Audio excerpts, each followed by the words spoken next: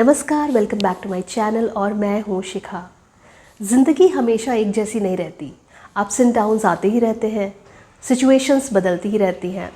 कुछ ऐसा ही होता है रिश्तों में, जहाँ टाइम टू टाइम चीज़ें चेंज होती रहती हैं, बट हम खुद को बदल नहीं पाते। हम वैसे ही रहते हैं जैसे कि हम थे। अब इस केस में क्या होता है, जो नहीं बदलता वो सफ़र करता है। इसलिए ज़रूरी होता है कि हमें सिचुएशन के हिसाब से कुछ बदलाव अपने अंदर भी करने चाहिए। देखिए, शुरुआती दौर में तो हर चीज़ बहुत अच्छी लगती है, सब कुछ ऐसे लगता है कि बहुत अच्छा चल रहा है और चल भी रहा होता है, क्योंकि कोई प्रॉब्लम आई ही नहीं, हमने कुछ फेस किया ही नहीं, इतना कोई बड़ा आर्ग्यूमेंट हुआ ही नहीं, तो चीज़ें बहुत अच्छी चलती हैं। फिर धीरे धीरे धीरे करके जब आप एक दूसरे को समझने लगते हैं, तो किसी को किसी की कोई आदत पसंद नहीं आती या कोई किसी चीज़ से डिसएग्री करता है, तो थोड़े बहुत झगड़े होने शुरू होते हैं। अब ये हर रिश्ते में होता है, हर जगह होता है। जहाँ दो इंडिविजुअल एक साथ हैं, वहाँ पे आपका कह सकते हैं कि जो आर्ग्यूमेंट्स है वो होना लाजमी है, क्योंकि हो सकता है कि आप किसी की एक बात से अग्री नहीं करते, दूसरा जिस बात को कह रहा है, तो ये बहुत लाजमी सी बात है। अब कई बार क्या होता है कि बहुत कुछ अच्छा चल रहा है, सब कुछ बहुत स्मूथ चल रहा है, और सडनली आपसे कोई बात करना बंद कर देता है या कम कर देता है, आपको इग्नोर करता है। अब आपको समझ ही नहीं आ रहा कि क्यों, ऐसा क्यों। अब ये शुरुआत कैसे होती है, पहले वो बात कम करेंगे, फिर आपको इग्नोर करना शुरू करेंगे। अब ऐसी अवस्था में जनरली क्या करना चाहिए, आपको बात करनी चाहिए और आपको बात करके ये समझना चाहिए कि भाई क्या हुआ है, क्या चीज़ हर्ट करी है, क्या प्रॉब्लम है। इस तरीके की आप जब डिस्कशन करते हैं तो सल्यूशन आपके सामने आ जाता है कि आपको अगला स्टेप क्या लेना है। बट कई केसेस में क्या होता है कि आप तो अपनी तरफ से 100% दे रहे होते हैं, बट अगला आपको समझ ही नहीं रहा है, वो आपको इग्नोर कर रहा है। फ़र्ज़ के तौर पे मान लीजिए आपने कॉल करी, तो वो आपकी कॉल या तो नहीं उठाएंगे, बहुत देर बाद उठाएंगे। सबकी कॉल वो रिसीव करेंगे, सबके मैसेजेस वो रिप्लाई करेंगे, बट आपकी कॉल को वो स्पेशली इग्नोर करेंगे। और जब आप पूछेंगे तो उनका जवाब ये होगा कि मैं बिज़ी था। कुछ हद तक हो सकता है कि वो बिज़ी हो, बट ऐसा कैसे हो सकता है कि वो हमेशा ही बिज़ी है जब आप कॉल कर रहे हैं। तो ये एक आपके लिए एक साइन है कि आप जो 100% देने में अपने लगे हुए हैं, मतलब जब भी वो आपसे बात नहीं कर रहे तो आप तड़प रहे हैं, और जब उनकी मर्ज़ी, जब वो बात करना शुरू करते हैं तो आप फिर से वैसे ही बात करने लगते हैं। तो ये एक साइन है कि अब आपके रिश्ते को बदलाव की ज़रूरत है और कुछ चेंज आपको करना चाहिए अपनी पर्सनैलिटी के अंदर, और जो सिचुएशन है उसको देखते हुए आपको थोड़ा बहुत बदलना चाहिए। अब ये बदलाव ज़रूरी क्यों है? क्योंकि हो सकता है कि आपका अटैचमेंट बहुत ज़्यादा हो और जो नेक्स्ट पर्सन है वो इतना अटैचमेंट नहीं शो कर रहा। ये भी देखा गया है कि एक पार्टनर तो 100% अटैचमेंट शो करता है, उसको है भी बहुत ज़्यादा लगाव, लेकिन जो दूसरा पार्टनर है वो वैसा शो नहीं करता जैसा कि शायद करना चाहिए, या आपका पार्टनर आपसे एक्सपेक्ट कर रहा है। लाइक केयर करना, आपसे अगर बात ना हो तो वो पूछेंगे भी नहीं कि आप कैसे हो। बात हुई तो नॉर्मल हुई, अगर कहीं बाहर गए हैं तो नॉर्मल गए हैं, आपकी क्या प्रॉब्लम है या आप किस दुविधा में हैं, आपके साथ कोई प्रॉब्लम तो नहीं है, ये वो पूछेंगे ही नहीं। केयर नहीं करेंगे आपकी, आपसे उतना ओपनली बात नहीं करेंगे, आपकी खैर खबर नहीं लेंगे। मान लो आप कॉल नहीं उठा पाए तो उनको फ़र्क ही नहीं पड़ता कि आपने कॉल क्यों नहीं उठाई है। तो ये सारी चीज़ें हमने क्यों कहा कि बदलाव की ज़रूरत है, क्योंकि कई बार ऐसा देखा गया है कि इंसान अगर बदलता नहीं है तो वो बर्बाद हो जाता है। जैसे कि अब अगली सिचुएशन इसके बाद, इग्नोर होने के बाद क्या आती है कि बहुत सारे लोग अपनी तरफ से तो पूरी कमिटेड होते हैं, 100% दे रहे होते हैं, बट जहाँ पर एक ये क्वेश्चन आता है कि आगे क्या, मतलब आगे फ्यूचर क्या है।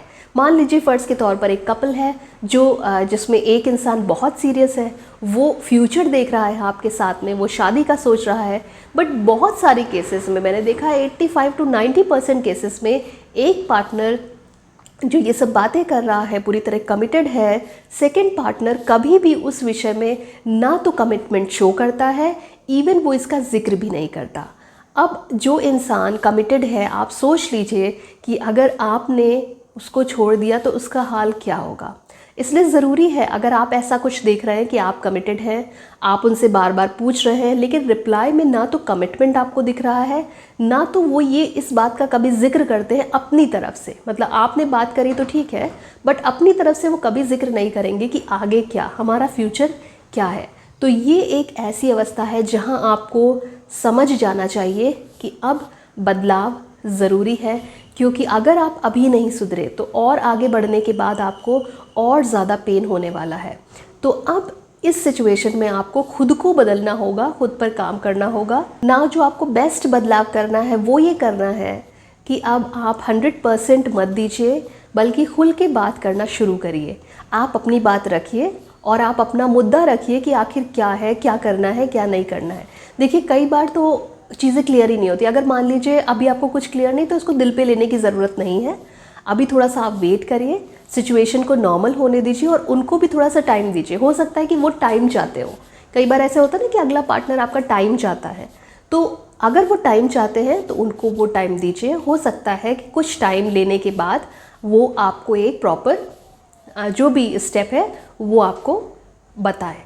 तो इस केस में घबराने की या दिल पे लेने की ज़रूरत नहीं है। पहले तो खुल करके बात करिए, खुल के बात करिए, खुल के बात करिए। और ये नहीं है कि हम शो करेंगे। बट पता है सबसे बड़ा जो मिथ है किसी भी ऐसे रिलेशन में जिसमें आप करते जा रहे, तो एक पार्टनर को पता है क्या लगता है कि मैं कर रही हूँ और कभी ना कभी तो उसको ये पता चलेगा कि मैं उससे कितना प्यार करती हूँ या मैं उससे कितना प्यार करता हूँ। ये उसको कभी ना कभी तो रियलाइज़ होगा।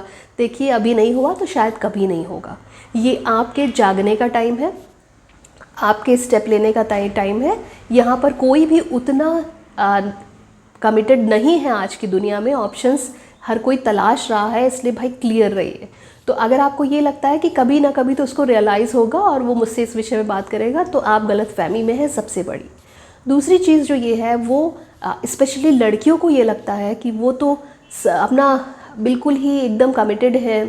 उन्होंने कह दिया कि आप जो है कोई भी वेस्टर्न कपड़े ना पहनो तो वो इंडियन पहनने लगती है। मतलब अपनी चॉइस मार के वो दूसरे की चॉइसेस को अपने ऊपर लादती हैं, फिर भी कुछ नहीं होता। तो ऐसा क्यों करना है? अपने आप को खुद को क्यों मारना है? पहली चीज़, जब आपको पता ही नहीं है कि ये रिलेशन, ये टर्म कितने दिनों तक चलने वाला है, तो अपनी इच्छाओं को मार करके भाई ऐसा कमिटमेंट मुझे समझ में नहीं आता और मुझे नहीं लगता कि ये काम करने वाला है या किसी भी हद तक सही है। जो आपसे प्यार करता है वो आप जैसे हैं वो आपसे ऐसे ही प्यार करता है। भाई पहली मुलाकात में जब वो आपसे मिला था तो आप जैसे थे वैसे ही तो मिला था, तो आपको चेंज होने की ज़रूरत क्या है? लोग चेंज कर देते हैं आके, वो ये बोलेंगे मुझे ये नहीं पसंद, वो नहीं पसंद, तो आप भी वैसा ही करो जैसा कि आप चाहते हो कि अगला करे। तो आप भी अपनी गर्लफ्रेंड के अकॉर्डिंग ड्रेस होइए, वही करिए जो नहीं करते। लेकिन ऐसा नहीं होता है। एक इंसान अपनी चीज़ें थोपता रहता है और जो बहुत ज़्यादा कमिटेड है वो उसको मानता रहता है, और ये सबसे बड़ी गलती है। ठीक है। अब कई बार क्या होता है कि गलती एक जो कमिटेड है ना वही सबसे बड़ी गलती कर देता है। और गलती ये होती है कि उनको पता ही नहीं है कि उनको करना क्या है। फॉर एग्जाम्पल, उनका कोई बॉयफ्रेंड है तो वो उनको कॉन्टीन्यूसली डिसरिस्पेक्ट करता जा रहा है, बेइज्जती करता जा रहा है, उनको किसी के भी सामने कुछ भी बोल देता है, उनको उनकी बातें अच्छी नहीं लग रही होती हैं, बट उनको समझ ही नहीं आता है कि मैं क्या करूं, मुझे अच्छा नहीं लग रहा है, मुझे इंसल्टेड फील हो रहा है, लेकिन मैं क्या करूं ये उनको पता ही नहीं होता है। वो बस ये सोचती है कि ये इसका प्यार करने का तरीका है, ये इसका प्यार करने का तरीका है, ये सोच बैठती हैं। और ये सबसे सबसे बड़ी गलती होती है। स्पेशली जो लड़कियों का जो एज ग्रुप है starting from 16 years till 28 years, वो ये समझ बैठती हैं कि ये इंसान जो है मुझसे बहुत प्यार करता है, बस इसका तरीका अलग है प्यार करने का। भाई देखिए, बेइज्जती करके प्यार नहीं होता, ये अपने दिमाग में आप बैठा लें कि जो आपकी बेइज्जती कर रहा है वो आपसे प्यार नहीं कर रहा है, क्योंकि बेइज्जत करके प्यार नहीं होता। प्यार की पहली शर्त यही है कि दोनों जो भी इसमें इंडिविजुअल इन्वॉल्व है वो एक दूसरे की रिस्पेक्ट करें, एक दूसरे के इंटरेस्ट की रिस्पेक्ट करें, और जो जैसा है अगर प्यार जेन्युइन है तो उसको वैसे ही एक्सेप्ट करें। तो इतनी लताड़ झेलने की ज़रूरत आपको नहीं है, क्योंकि आप श्योर नहीं हैं कि ये इंसान आपके साथ कितने दिन आपका साथ देगा, ये आपके साथ कितना लॉयल है। ओके, तो ये सारी तो चीज़ें हो गई जो हम सोचते हैं एक रिश्ते में, और जो जो हो सकता है आपको कोई इग्नोर कर सकता है।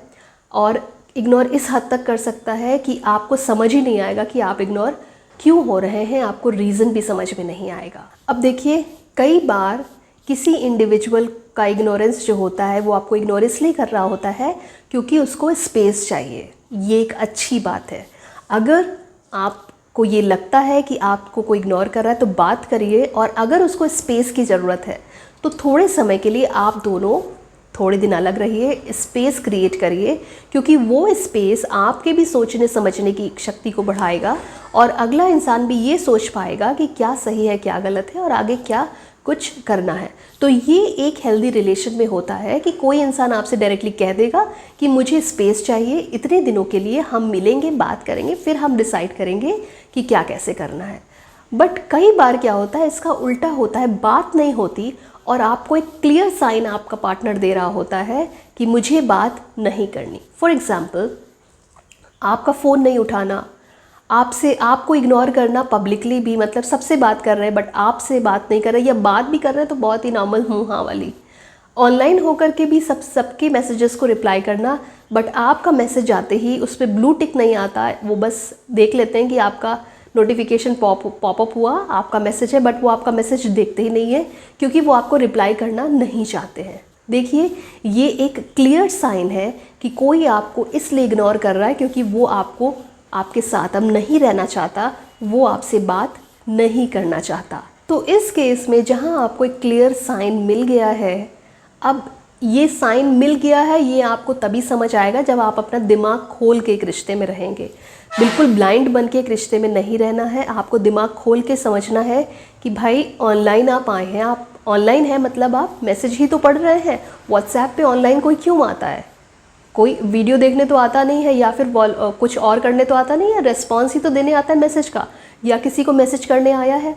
तो जब मैं आपकी लाइफ का इतना इम्पॉर्टेंट पार्ट हूँ तो आप ऑनलाइन आकर के भी आपने मेरा मैसेज का रिप्लाई नहीं किया, तो ये क्लियर सिग्नल है कि आप मुझसे बात करना नहीं चाहते, और वो बिल्कुल क्लियर है, वो आपको समझना होगा। आप अंधे बन करके उसको एक्सेप्ट करके फिर बाद में मैसेज पे मैसेज करके और ख़ुद को परेशान करके ये आप नहीं कर सकते। खुद के साथ खुद को परेशान मत करिए, समझ जाइए अब ये हाई टाइम है, ये हाई टाइम है जब अब आपको इग्नोर करना है।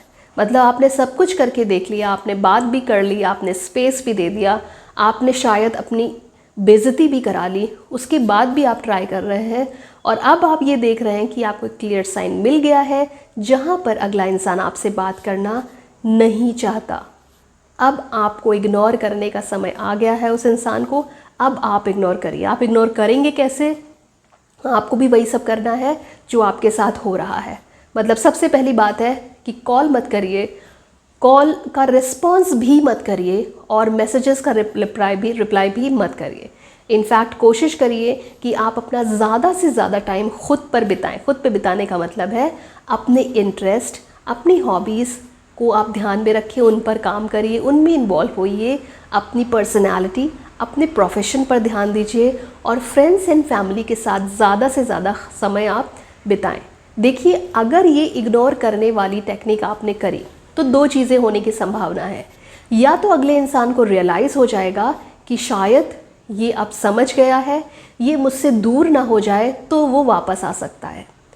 और दूसरी ये चीज़ होगी कि अगर वो चाहता है कि आप दूर हो जाए तो वो खुद ब खुद आप पे ट्राई भी नहीं करेगा आपसे बात करने की, और वो दूर हो जाएगा। यकीन मानिए, ये दोनों ही चीज़ें आपके लिए अच्छी हैं।